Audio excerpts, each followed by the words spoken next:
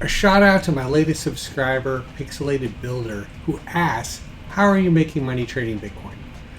That is a difficult question to answer, but I'm going to attempt it with a story that started early January of 2025. I had approximately $16,800 to invest, and I want to show you exactly what that looks like.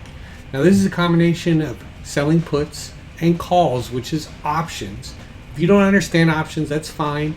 You can learn and ask questions. Put them in the comments. But the first thing I did was I sold a put to obligate me to buy a fund, an exchange traded fund that holds Bitcoin called IBIT. My strike price was $56 a share. So 300 shares was my obligation. I waited. It was assigned in early February, February 10th to be exact. I had to buy 300 shares because it was in the money. I turned around later in February and sold covered calls against those shares and made an additional $316. Then I did it again because it did not expire in the money. It made $307. I did it again and made $325. I turned around and bought more shares with those premiums, 11 to be specific, and then later bought 9 more shares. So what does that mean? Well, I invested $16,800. I received all these premiums. I bought more shares. I had a total of 320 shares. So my investment here in red was $16,800. It's currently worth $20,345. The option premium that I had, the leftover, right? Most of that went to buy more shares here, these 20 shares. But I still had $165 left over. So the total value of that is $20,510, which in that 5.5 months is 22%. If you were to annualize that, that is a 48% return.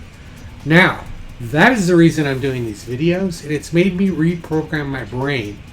Because if I can make 48% a year, and granted, this is just one period of time, the results could be extremely different over time, but I'm going to benchmark this and give you more examples exactly like this. Because I've invested in everything over the years, and I want to talk about some other investments that you could have potentially put your money in and how it compares to that 48% return. So the next tab up here is the S&P 500. That was my start date, that was my finish date, and that essentially netted 3.5% during that time frame. The NASDAQ 100, which is QQQ, netted 6% during that time frame. I just mentioned I netted 22% in that time frame. Let's keep going. What did Bitcoin itself do during that time frame?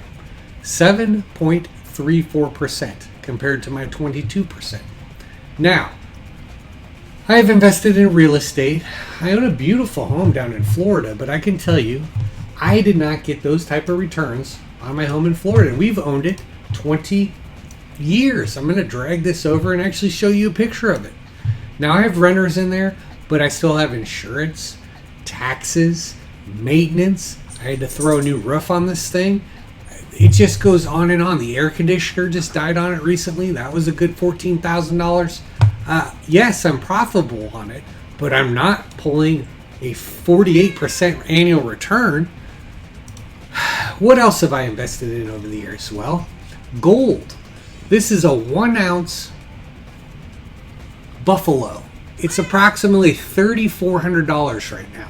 Beautiful coin, tangible. Gold has kept up with inflation.